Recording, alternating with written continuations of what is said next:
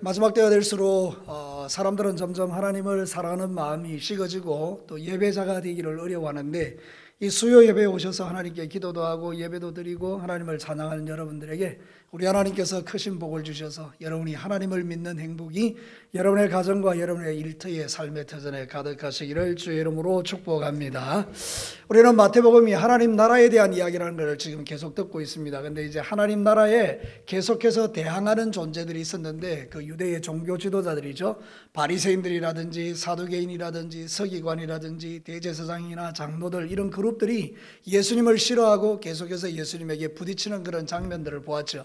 근데 예수님께서 그들을 한마디로 그냥 제압해버리는 질문을 지난주에 했는데, 다윗의 후손에서 그리스도가 나오는데, 그럼 그리스도는 다윗의 후손인데 어떻게 자기 후손에게 하나님이라고 이름을 짓느냐, 주라고 부르느냐, 한번 대답해봐라 그랬더니 이 바리새인들이 더 이상 대답할 말이 없어서 입을 다물었다는 걸 가지고 지난주에 말씀드렸죠. 그래서 하늘의 어떤 그런 질서하고 세상의 질서가 다르다. 세상 질서라는 것은 장유유서, 나이 많은 사람, 젊은 사람 이런 게 차별을 두는 장유유서, 남자 여자를 차별두는 이런 질서를 말하지만, 하나님 나라의 질서는 하나님이 주신 권위로 말미암아 이루어지는 질서이기 때문에 다윗이 아무리 선배라서 먼저 태어났다 하더라도 그리스도는 하나님이시니까 하나님의 질서가 항상 위에 있다, 이런 내용의 이제 말씀을 드린 것입니다. 그리고 뿐만 아니라 여러분들이 세상을 살아가는 날 동안에 세상의 지혜는 하나님의 지혜 앞에서 꼼짝하지 못하니까 세상의 지혜가 아니고 하나님의 지혜로 그들을 이겨내라, 그런 말씀과 또 육신의 눈으로는 결코 볼 수 없는 하나님 나라를 영적인 눈으로 봐라, 이런 내용의 말씀을 드렸는데 아마 아무 생각도 안 날 겁니다. 그죠? 이제 들어보니까 그때 그랬구나, 이런 생각이 들 텐데, 그래야 제가 이제 여러분에게 계속 이런 설교를 해도 여러분이 듣고 앉았지, 여러분 다 아는 이야기하면 여러분이 좀 곤란하지 않겠습니까? 어쨌든지 그렇습니다. 지난주에는 그렇게 말씀드렸습니다. 그러니까 오늘은 이제 어떤 이야기인가 하면, 이게 바리새인들의 외식에 대해서 주님이 지적하는 내용이에요. 여러분, 이 마태복음이 이제 거의 끝나가는데 23장에는 독특합니다. 화 있을진저 외식하는 서기관과 바리새인 여에게 7번이 등장합니다. 그러니까 이 사람들은 지금 죄가 완벽하다는 거예요. 하나님이 보실 때 이 사람들은 반드시 화를 받을 만한 사람들인데, 그들의 특징이 뭐냐? 외식하는 것이다, 이야기를 해요. 그리고 24장에는 이제 종말 때 어떤 일이 일어나는 걸 이야기하고, 25장에는 세 가지 비유를 이야기해요. 열처녀 비유를 이야기하고, 달란트 비유를 이야기하고, 양과 염소의 비유를 한 다음에 이제 드디어 예수님이 십자가를 지고 가시는 그 장면, 죽고 부활하는 이야기로 이제 하나님 나라가 끝이 나게 되는데, 오늘은 이 23장은 오로지 바리새인들과 서기관들의 그 외식을 주님께서 비판하시고 그들의 잘못을 이야기하고 있는 그런 내용의 말씀입니다. 그래서 오늘 이제 그 서론적인 측면에서 이 바리새인들과 서기관의 이 신앙은 절대로 본받지 말라고 이야기하는 거예요. 우리가 본받아야 될 게 있고요, 본받지 말아야 될 게 있는데, 절대로 본받지 말아야 될 것 중에 하나가 바로 이 바리새인들의 믿음이라는 거예요. 그럼 진짜 믿음이 뭐냐? 참된 신앙이 뭐냐? 그걸 우리가 역설적으로 뒤집어 말하면 이렇게 살면 되겠구나 하는 것을 깨닫게 돼요. 우리 주님의 마음은 우리가 이 땅에서 잘못된 신앙으로 살지 말고 참된 믿음으로 살아서 영원한 천국에 들어가기를 원하시는 아버지의 마음이 있습니다. 여러분의 인생은 마지막에 화가 아니라 하나님의 축복이 되기를 주의 이름으로 축원합니다. 자, 오늘 성경 본문을 통해서 첫 번째 우리에게 들려주는 메시지를 한번 봅시다. 같이 한번 읽어볼까요? 참된 신앙은 말과 삶, 믿음과 행위가 분리되지 않는다, 이렇게 이야기하죠. 오늘 예수님께서 바리새인들에게 대해서, 서기관들에 대해서 지적하고 있는 내용이 참 놀랍습니다. 자, 성경을 한번 보겠습니다. 3절 하반절부터 한번 보시기를 바랍니다. 밑에서부터. 그들이 하는 행위는 뭐 하지 말라?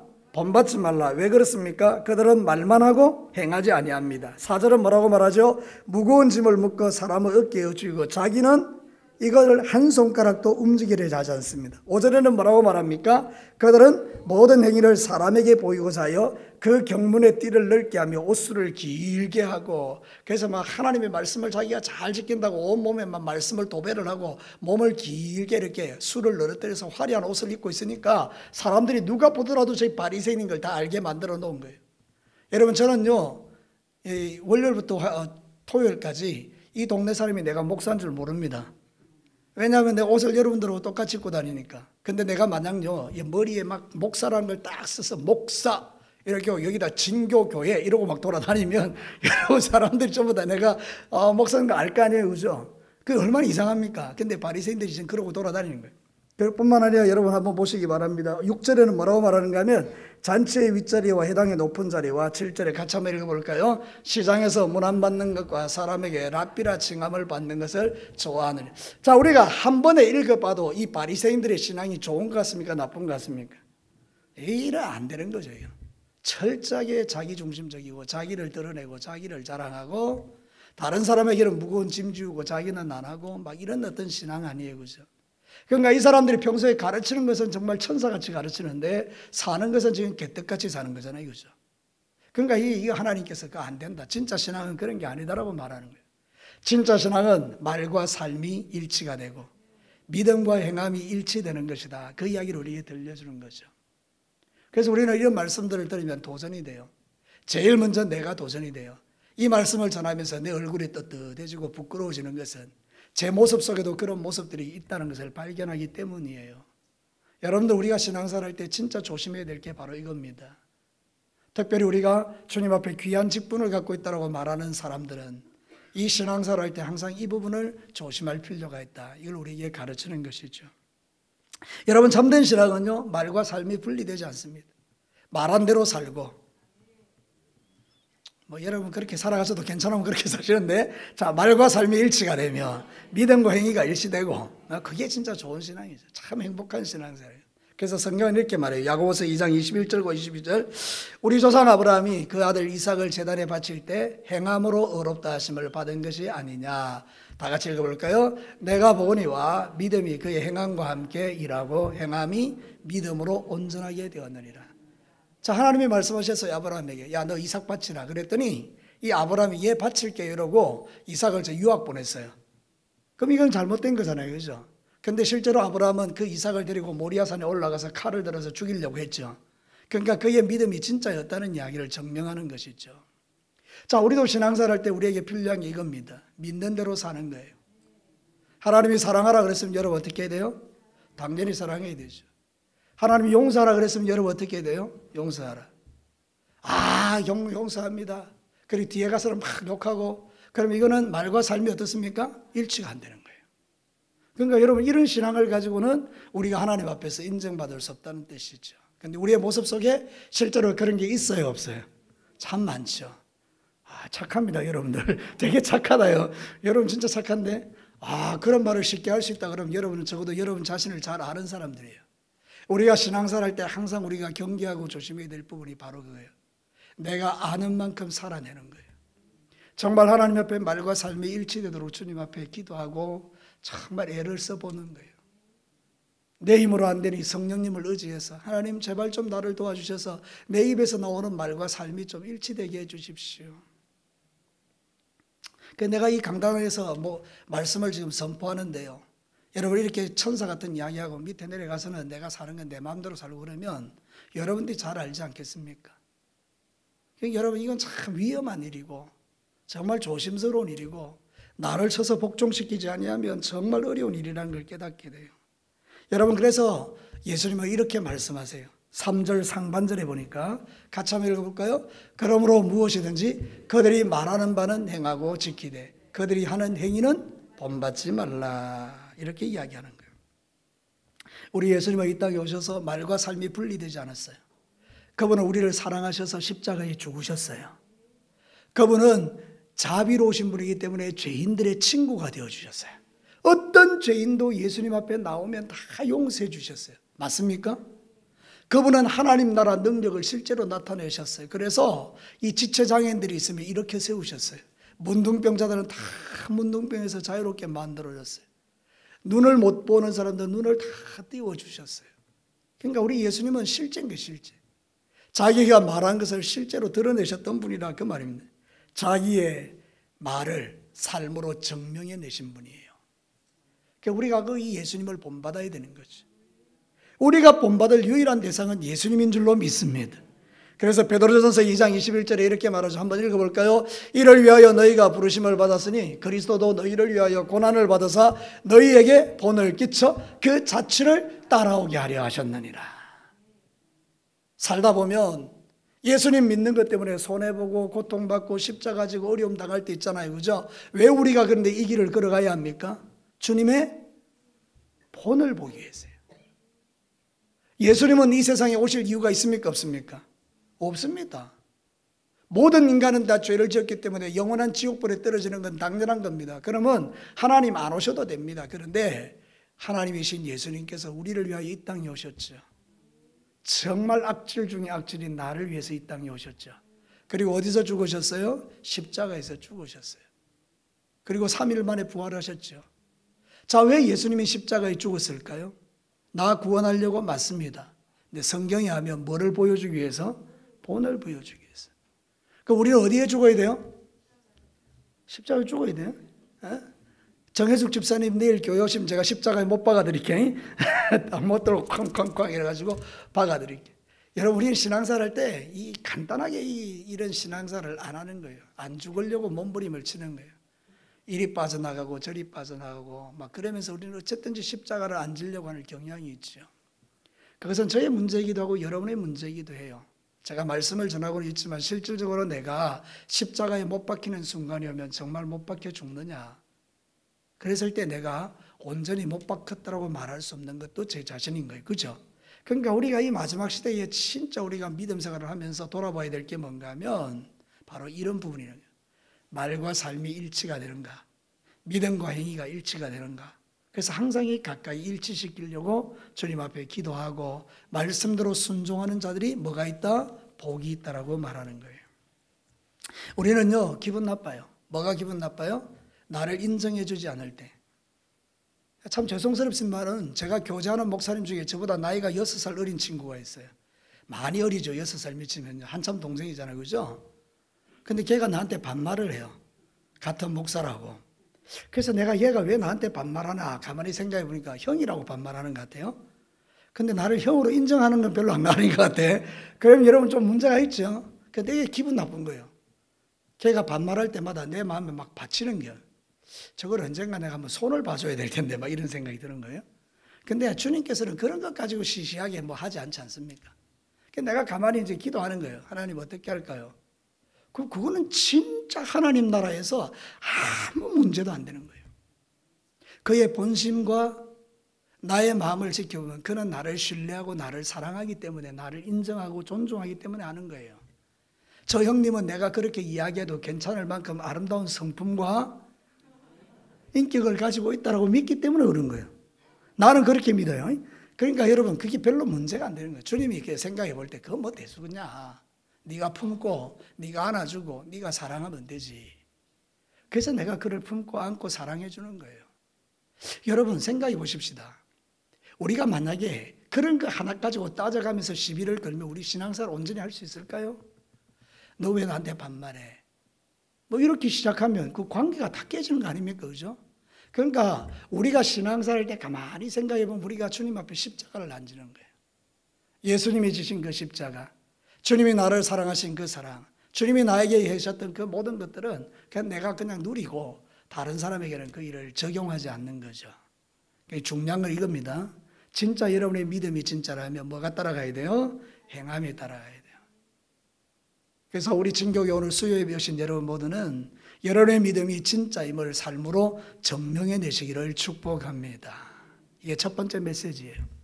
자, 두 번째 메시지 한번 들어볼까요? 같이 한번 읽겠습니다. 참된 신앙은 모든 일에 하나님만 의지하는 삶을 살게 한다. 여러분, 오늘 이 성경 본문에 참 독특한 이야기를 하는데요. 세 직분이 나와요. 랍비 나오고요. 아버지 나오고요. 지도자가 나와요. 너희는 어디 가서 랍비라고 칭함을 받지 말라. 너희는 육신의 아버지를 하지 말고 하늘에 있는 아버지를 해라. 그리고 너희들은 그 지도자를 다른 사람에게 지도자를 하지 말고 그리스도가 너희의 지도자다. 뭐 이런 이야기를 지금 하는 거죠. 제 이야기가 아니고 여러분 성경에 보면 그렇게 말하고 있어요. 한번 성경 보실래요? 9절 말씀 8절부터 한번 쭉 보겠습니다. 10절까지가 그렇게 나와 있죠. 그러나 너희는 랍비라 칭함을 받지 말라. 너희 선생은 하나요. 너희는 다 형제니라. 땅에 있는 자를 아버지라 하지 말라. 너희 아버지는 한 분이시니 곧 어디 계신다고요? 하늘에 계신다. 또한 지도자라 칭함을 받지 말라. 너희 지도자는 한 분이시니 곧 누구라고요? 그리스도라고 해요. 왜 이렇게 이야기할까요? 오늘 이 바리새인과 서기관들이 자기들이 랍비라고 내가 유명한 선생님이라고 다 나에게로 오라는 거예요. 뭐 문제가 있으면 다 나한테 와라. 내가 해결해 줄게. 내가 제일 높아. 막 이러고 있는 거예요. 난 너희들의 지도자더라. 막 이러는 거예요. 나인 너희들의 영적인 아버지라 막 이렇게 이야기하면서 그 밑에 있는 그 백성들에게 군림하는 거죠. 그러니까 여러분, 이런 신앙생활을 하는 것에 대해서 주님이 말씀하는 거예요. 너희는 그렇게 하지 마라. 이렇게 이야기해요. 왜냐하면 우리의 믿음의 대상은 사람이 아니고 누구라는 거예요? 하나님 한 분이라는 거예요. 여러분 믿으시면 아멘입니다. 우리는 교회에 올 때 사람 때문에 오는 게 아닙니다. 사람 믿으려고 오는 것도 아닙니다. 우리가 교회에 오는 것은 나 같은 죄인을 구원해 주신 하나님의 은혜에 감격하고 감사하여 그 하나님을 사랑하고 섬기고 그 하나님의 말씀대로 순종하기 위해서 말씀 듣고 은혜 받고 세상을 변화시키기 위해서 존재하는 것 아닙니까? 교회 오는 이유와 목적이 뭡니까? 마음 편안해지려고요. 예, 뭐 그렇게 올 수 있죠. 교회 오는 이유가 뭡니까? 잘 먹고 잘 살려고. 예, 그럴 수도 있죠. 너무 힘들고 어려운 세상이니까 좀 더 쉽게 살아보려고 오겠죠. 근데 이 신앙생활의 최고 마지막 끝은 뭐냐? 하나님이 하나님. 내 안에 하나님이 계시는 것으로 만족하고 그 하나님을 믿는 믿음 때문에 세상을 이기고 사는 거예요. 여러분의 마음 중심에 하나님이 주인 되지 않으면 나할 겁니다. 왜? 하나님이 주인 되지 않으면 뭐가 되니까? 내가 랍비가 되고 내가 아버지가 되고 내가 지도자가 되는 거예요. 그러니까 참된 신앙은 그게 아니다. 참된 신앙은 누구만 바라보는 거다? 하나님만 바라보는 것이다. 고린도서 1장 9절 한번 볼까요? 우리는 우리 자신이 사형 선고를 받은 줄 알았으니 이는 우리로 자기를 의지하지 말고 오직 죽은 자를 다시 살리시는 누구만? 하나님만 의지하게 하심이라. 신앙생활에서 가장 핵심은요, 하나님만 의지하는 것입니다. 여러분이 지금 여러분이 주인 되어서 이 땅의 삶을 살아왔다가 아, 내가 주인일 수 없겠구나. 난 정말 무능한 자이구나 깨닫고 그러면 이제 나는 하나님만 신뢰합니다 하고 나오는 이게 바로 믿음의 시작입니다. 그럼 우리는 정말 복된 인생 살아갑니다. 보십시오. 하나님이 우리의 랍비가 되셔요. 선생님이 되면요, 우리는 그 선생님에게 모든 걸 물어요. 하나님이 아버지가 되시면 그 하나님은 전능하신 분이니까 걱정하지 않아도 돼요. 하나님이 우리의 지도자가 되시면 내 길을 바른 길로 인도할 거 아닙니까? 여호와가 나의 목자시니 내게 부족함이 없으리로다. 그가 나를 쉴만한 물가로 푸른 초장으로 인도하시는 도다. 여러분 이 말씀을 믿으세요? 하나님이 여러분의 목자임을 믿으세요? 그분이 우리의 지도자가 되면 우리는 사실 걱정할 거 없거든요. 근데 여러분이 지도자가 된 거예요. 그러니까 자식에게 이것 가르치고 저것 가르치고 이것 고치하고 저것 고치하고 그래서 뜻대로 안 되면 화내고 그게 마음에 속상하고 불안하고 두렵고 자식들이 막 공부를 좀 못하는 것 같으면 이 애가 막 그냥 망할 것 같고 여러분 정말 그런 것 아닙니다. 제가 아는 집사님 한 분은요 기술이 너무 좋은 거예요. 차 고치는 기술이. 여러분 돈을 엄청나게 많이 벌어요. 그분은요 내가 집에 가봤으면 좋겠는데요 금고에다 돈을 넣어놔요. 그래서 어느 날 가서 제가 가져올까 싶은 생각도 들어요. 예, 금고에 돈이 있으니까. 여러분 우리가 이 세상 삶을 살할 때 가치 기준이 달라지면 하나님 앞에 우리가 살아가는 삶의 방식도 달라질 수 있죠. 무슨 이야기를 하는가 하면 우리가 선생님이 되고 우리가 지도자가 되고 우리가 아버지가 되면 나타나는 결과 자체가 선하지 않다는 거죠. 하나님이 랍비가 되시고 하나님이 지도자가 되시고 하나님이 내 아버지가 되시면 우리의 인생이 믿을 만하지 않습니까? 하나님이 여러분을 책임져 주실 줄로 믿습니다. 하나님이 여러분의 인생을 주장하신다니까요. 하나님의 손에 붙들림 받으면 우리가 사실은 두려울 게 없다 그런 뜻입니다. 그런데 내가 계산하고 내가 판단하고 내가 생각해 보니 다 염려가 되고 근심거리고 걱정거리다 그 말입니다. 우리는 연약하기 그지없기 때문에 우리가 우리 자신을 믿을 수 없는 것처럼 우리는 절대 랍비도 지도자도 우리는 아버지도 될 수가 없는 거예요. 근데 하나님이 뭐라고 말하는 거예요? 내가 랍비다. 내가 지도자다. 내가 네 전능한 아버지다. 이렇게 말하는 거예요.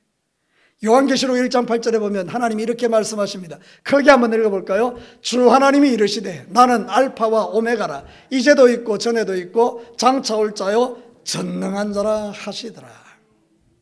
하나님이 이르시되 나는 전능한 자다 이렇게 하죠. 그래서 처음과 마지막이라고 하잖아요. 알파와 오메가. 내 인생의 알파는 시작이고 내 인생의 오메가는 내가 이 세상 끝나는 거잖아요. 그죠? 하나님은 모든 일의 시작과 끝이십니다. 그러면 그 안에 내 인생이 다 들어있는 거예요.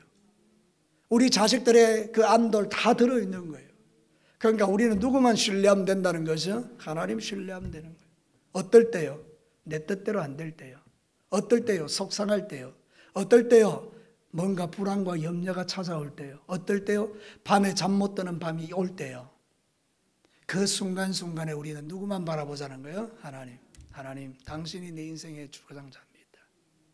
저는 예전에 교회에서 저보고 나가라 그랬을 때 그때 정말 밤에 너무 속상하고 눈물 나더라고요. 그런데 그때 제가 하나님을 의지하는 법을 배웠어요. 오히려. 여러분, 고난이라는 것은 우리에게 유익한 게 뭔가 하면 내가 그때 하나님 의지하는 법을 배운다니까요. 그 전까지는 내가 내 마음대로 계획하고 삶을 살았는데 이거는 내 뜻대로 안 되는 거예요. 목회가 내 뜻대로 안 되는 거예요. 내가 원하는 방향으로 가지를 않는 거죠. 오히려 목사님 다른 데로 가십시오라는 말만 듣는 거예요.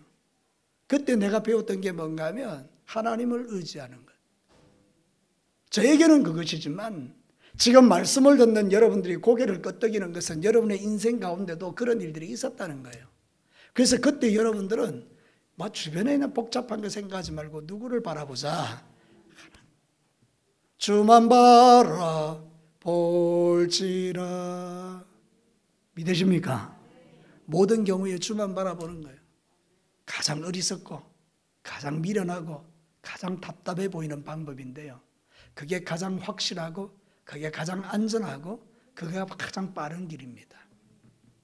여러분의 인생 가운데 하나님을 의지하는 역사가 있기를 주의 이름으로 축복합니다.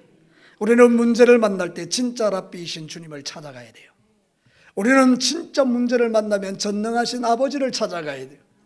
우리는 진짜 문제를 만날 때 내 인생을 바르게 지도하실 지도자인 그리스도 예수를 찾아가야 돼요. 이 어떻게 해야 되겠습니까? 우리 예수님도 이 땅에 오셔서 그분이 하나님이셨지만 그분은 육체로 계실 때 철저하게 누구에게 물었습니까? 하나님께 물어서 결정했습니다. 십자가에 죽는 것까지도 하나님 할 수만 있으면 좀 잔을 멀리해 주시는데 그러나 내 뜻대로 마시고 누구 뜻대로 해달라고? 아버지 뜻대로 해달라고 밤새도록 눈물로 기도하셨죠. 그러니까 여러분 진짜 중요한 게 이거라는 거예요. 우리의 인생에 네가 랍비 되고 네가 지도자가 되고 네가 아버지가 되지 말라. 즉 바리새인들이 다 그러고 있다는 거예요. 그러니까 그게 아니다. 하나님만이 네 아버지다. 하나님만이 너의 지도자다. 하나님만이 너의 랍비 선생님이다. 하나님만 의지하고 높이는 믿음이 회복되기를 주의 이름으로 축복합니다. 그래서 주님은 지금 인간에게로 향하는 그 시선을 교정해서 하나님을 보도록 만들고 있는 게 오늘 본문의 이야기입니다. 하나님 나라 백성이 어떤 사람입니까? 그 시선이 교정된 사람들입니다. 예전에는 눈에 보이는 것 쫓아 살았던 누리들입니다. 돈을 쫓고 명예를 쫓고 육체적인 쾌락을 쫓고 술 취하고 방탕하고 음란하고 정욕적이고 그렇게 살았던 우리의 시선이 이제 교정되었습니다.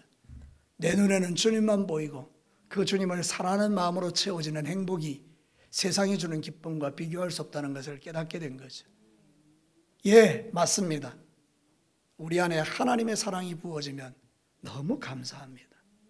감사가 넘쳐나게 되죠. 여러분의 마음에 하나님 사랑하는 마음이 부어져서 감사가 넘쳐나시기를 주의 이름으로 축복합니다. 마지막 세 번째 보겠습니다. 같이 한번 읽어볼까요? 참된 믿음은 자신의 위치를 잘 알고 살아간다. 여러분 인생을 살을 때 포지셔닝이라고 그래요. 위치 선정이 중요합니다. 여러분 축구 선수 중에 손흥민이라는 사람이 있는데 지금 탁월하죠? 그 사람이 제일 잘하는 게 위치 선정이에요. 그래가지고 어디로 나 공을 차야 공이 들어갈지 골이 들어갈지 너무 잘 아는 거예요. 여러분 축구를 보면 공격하는 사람이 있고 수비하는 사람이 있어요. 자기 위치를 잘 지키면 그 팀이 이겨요. 공격하는 사람 부지런히 공격해서 골 넣고 수비하는 사람 골 못 넣게 막아내고 자기 위치를 지키면 그 팀이 강팀이라는 거예요. 그러면 영적으로도 마찬가지예요. 우리가 내 위치를 잘 지키면요 그게 강한 믿음의 사람이 된다니까요. 그럼 성경이 우리에게 말하는 너의 위치가 뭐냐? 너의 포지션이 뭐냐? 이렇게 물어볼 때 성경은 이렇게 대답하는 거예요. 자, 한번 봅시다. 11절 12절 같이 한번 읽어볼까요? 너희 중에 큰 자는 너희를 섬기는 자가 되어야 하리라. 누구든지 자기를 높이는 자는 낮아지고 누구든지 자기를 낮추는 자는 높아지리라. 자, 여기에 분명한 우리의 포지션이 있어요. 그게 뭐죠? 섬김과 낮아짐이에요. 답 가르쳐 드렸죠? 우리 진짜 하나님을 믿는 하나님 나라의 백성의 포지션, 위치는 어디입니까? 섬김과 낮아짐이에요. 여러분이 섬기고 낮아질 때 가장 높아지고요, 하나님께 가장 복된 인생으로 살아낼 수 있습니다. 하나님은 그런 자를 사랑하십니다. 그런데 바리새인들의 삶은 어떻습니까? 그들은 낮아짐 대신에 뭘 선택했습니까? 높아짐요. 섬김 대신에 뭘 선택했습니까? 섬김 받음. 그러니까 여러분, 그 삶에는 하나님의 복이 없는 거예요. 화 있을진저 외식하는 서기관과 바리새인이요. 그런데 여러분, 예수님이 뭐라고 말하는가? 낮아지고 섬기는 그 자리가 네 자리다, 이렇게 이야기하는 거예요. 내 자리가 어디라고요? 낮아지고 섬기는 자리예요. 누가 보든지 안 보든지 간에 주님의 몸된 교회를 섬기는 거 너무 멋진 일이죠.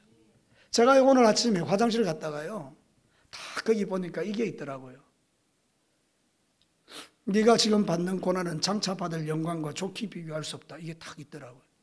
그 다음에 화장실 갔더니 거기 싹 없어졌어요. 새로운 게 탁 붙어 있더라고요. 야, 이 너무 멋진 거 있죠. 야, 누가 붙여놨을까 생각했어요. 한 분이 떠올랐어요. 전화를 했어요. 선생님이 붙였어요? 여러분, 그런 분들이 있으니 우리가 은혜를 받고 도전을 받는 거예요. 여러분이 모르는 사이에 구석구석에서 섬기는 자들이 있기에 우리가 행복한 거예요. 화장실에 한번 가서 그걸 보는 순간에 야, 행복한 거예요. 행복. 여러분의 행복을 주는 자가 되시기를 축복합니다. 누가 행복을 줘요? 섬기는 자가 행복을 줘요. 누가 행복을 줘요? 낮아지는 자가 행복을 줘요. 근데 높아지는 자들이 교회에 가득해요. 내가 제일 높다 이러면 그 교회는 행복한 교회가 아니에요. 여러분, 진짜 행복한 가정은요, 남편이 아내를 섬기는 그 가정이 행복해요. 여기 남자들 아무도 아멘 안 해요. 나만 아멘 해요, 나만. 여러분, 교회에서 가정에서 행복해지는 비결은요, 남편이 아내를 섬기면 행복해집니다. 또 아내가 남편을 섬기면 행복해집니다. 예, 바로 그거예요. 섬기는 거기가 천국인 거예요. 서로 섬기는 거. 예수님은 이 땅에 섬기러 오셨잖아요. 낮은 자로. 그러니까 우리가 이거를 좀 배워야 되는데, 다 이 시대에는 서로만 높아지려고 나를 높이라 그러면 막 그러는 거죠. 여러분, 참된 믿음은요, 자신의 위치, 섬김과 낮아짐의 자리, 그거를 분별할 수 있습니다. 아, 내가 섬겨야 되구나, 내가 낮아져야 되는구나. 참 성경은 기가 막힌 이야기가 있습니다. 누가복음 14장 10절과 11절 같이 한번 읽어볼까요? 청함을 받았을 때에 차라리 가서 끝자리에 앉으라. 그러면 너를 청한 자가 와서 너더러 벗이어 올라앉으라 하리니 그때에야 함께 앉은 모든 사람 앞에서 영광이 있으리라. 무릇 자기를 높이는 자는 낮아지고 자기를 낮추는 자는 높아지리라. 제가 이 말씀을 실제로 실천해 봤어요. 제가 노회장이잖아요, 그죠? 그러면 이제 어디 초청받아 간다고요. 그러면 쫙 자리가 있어요. 그럼 제가 맨 끝자리에 앉아요. 놀랍지 않습니까? 예, 제가 꽉 끝자리에 딱 앉는 거예요. 그럼 사람들이 와서 이야기해요. 아, 노회장님, 저 앞자리로 가셔야 됩니다. 그럼 이제 쭉 앞으로 가는 거예요. 그럼 사람들이 다, 아, 저분이 노회장이구나, 그렇게 이제 아는 거죠. 저는 이제 말씀을 보니까 말씀은 실제예요. 여러분도 어디 가거든요, 끝자리에 앉으세요. 그럼 사람이 와서 데려가요. 근데 안 데려가면 그게 그 자리 내 자리예요. 아무도 안 데려가면 아, 그게 내 끝자리구나. 우리 집에서 내가 제일 꼬레비구나. 그걸 우리가 알 수 있죠. 근데 여러분, 진짜 우리가 생각해 보면요, 우리가 높은 자리일수록 낮은 자리로 내려가면 영광의 자리로 이끌어준다 하잖아요. 우리 예수님 이 땅에 오셔서 성육신 하셔서 낮아지니까 하나님의 영광의 보좌 우편에 앉히시죠. 우리 모두에게 그렇게 하기를 원하시는 거예요. 우리 진교회 성도 여러분, 목사든지 장로든지 권사든지 안수 집사님이든 집사든지 직분에 상관없이 여러분들 낮은 자리로 내려가는 법을 배우시기를 축복합니다. 그게 진짜 믿음이에요. 그 믿음의 핵심이 십자가 신앙이에요. 마가복음 8장 34절 35절 무리와 제자들을 불러 이르시되 누구든지 나를 따르거든 자기를 부인하고 뭐하고 자기 십자가를 지고 나를 따를 것이니라. 누구든지 자기 목숨을 구원하자고자 하면 잃을 것이요 누구든지 나와 복음을 위하여 자기 목숨을 잃으면 구원하리라. 지금 우리 이 시대에 회복해야 될 믿음이 십자가 신앙입니다. 아무도 교회에서 죽으려고 안 해요. 내가 내다 이러면 안 죽으니까 소리가 커지는 거예요. 근데 죽으면 잠잠해져요. 여러분, 무덤에 가보면 아무리 크게 소리를 질러도 대답이 없어요. 근데 시장에 가서 소리를 지르면 난리가 나요. 시장에 가면 왁작지껄하죠. 요즘은 좀 덜한데요. 진교 시장이 많이 약해돼서 10년 전만 해도요. 진교 장 열리는 거 저희 다 알아요. 새벽 4시쯤 되면 막 싸워요. 막 시끄러워. 오늘 장날이구나. 그런 생각이 들어요. 여러분, 살아있다는 건 그게 시끄럽다는 거예요. 죽은 자는 말이 없어요. 교회 안에서 가장 중요한 건 뭔가, 내가 죽으면 교회가 형통하고 평안하고, 가정에서 내가 죽으면 가정이 천국이 되고, 직장이나 삶의 터전에서 내가 죽으면 손해볼 것 같고, 항상 사람들이 말해요. 저 등신 같은 게, 저 바보 같은 게. 그러나 여러분, 그 등신이 되고 바보가 되는 것이 나에게 축복이에요. 왜냐하면 주님이 살아계시니까, 하나님이 계시니까. 그래서 내 면류관을 들고 나에게 씌워줄 날이 있으니까. 우리는 이 땅에 살다가 죽을 인생이지만 이 땅이 전부가 아니잖아요. 나중에 천국 가면 우리가 살았던 그 모든 삶에 대한 보상이 내가 생각보다 훨씬 크지 않겠습니까? 적어도 성경은 우리에게 이렇게 말합니다. 네가 충성하면 하늘나라에 시들지 않는 면류관이 있다. 세상 면류관은 다 시들지만 하늘나라의 면류관은 시들지 않죠. 그래서 십자가 신앙을 가지고 살아가시기를 축복합니다. 십자가 신앙은 강한 자가 약한 자를, 높은 자가 낮은 자를 품어주는 거예요. 교만한 자의 그 삶을 버리고 겸손한 자가 되는 것입니다. 예수님이 오셔서 보여주셨던 본을 따라. 사랑하는 성도 여러분, 어떻습니까? 오늘 예수님이 가르치는 이 말씀이 너무 기가 막히지 않습니까? 제발 높아지지 말고 좀 낮은 자리로 내려가 줄래? 그게 네 위치다, 포지션이다. 섬김과 낮아짐. 이거를 가슴에 새기고 살면 행복해지는 거죠. 저도 그렇습니다. 제 한편 가슴에는 낮아짐, 한편 가슴에는 섬김, 이렇게 살아가면 너무 행복하다, 그 생각을 하게 되는 거죠. 말씀을 준비하면서 이거다, 이게 십자가 신앙이다. 오늘 여러분들 십자가 신앙을 회복하시기를 축복하고, 내 위치가 거기에 있다는 것을 꼭 명심하시기를 축복합니다. 자꾸 내가 올라오거든 자신을 죽일 줄 아는 나는 죽었다, 이렇게 고백할 수 있는 신앙으로 승리하시기를 축복합니다. 자, 말씀을 마치겠습니다. 오늘 이 말씀을 통해서 우리에게 참된 신앙이 뭐냐라고 말씀하시는데, 참된 신앙의 첫 번째는 말과 삶, 믿음과 행위가 일치되는 것, 분리되지 않는 것. 두 번째는 모든 일에 하나님만 의지하는 거예요. 랍비도 되지 말고 지도자도 되지 말고 아버지도 되지 말고 하나님을 모시고 살아가는 거예요. 뿐만 아니라 마지막으로는 자신의 위치, 섬김과 낮아짐을 선택하는 거예요. 그러면 여러분의 인생 가운데 놀라운 하나님의 복이 부어지고 여러분의 삶의 터전이 하나님 나라가 되는 역사가 일어나요. 여러분 끝까지 승리하시기를 주의 이름으로 축복합니다. 우리 같이 한번 기도해 볼까요?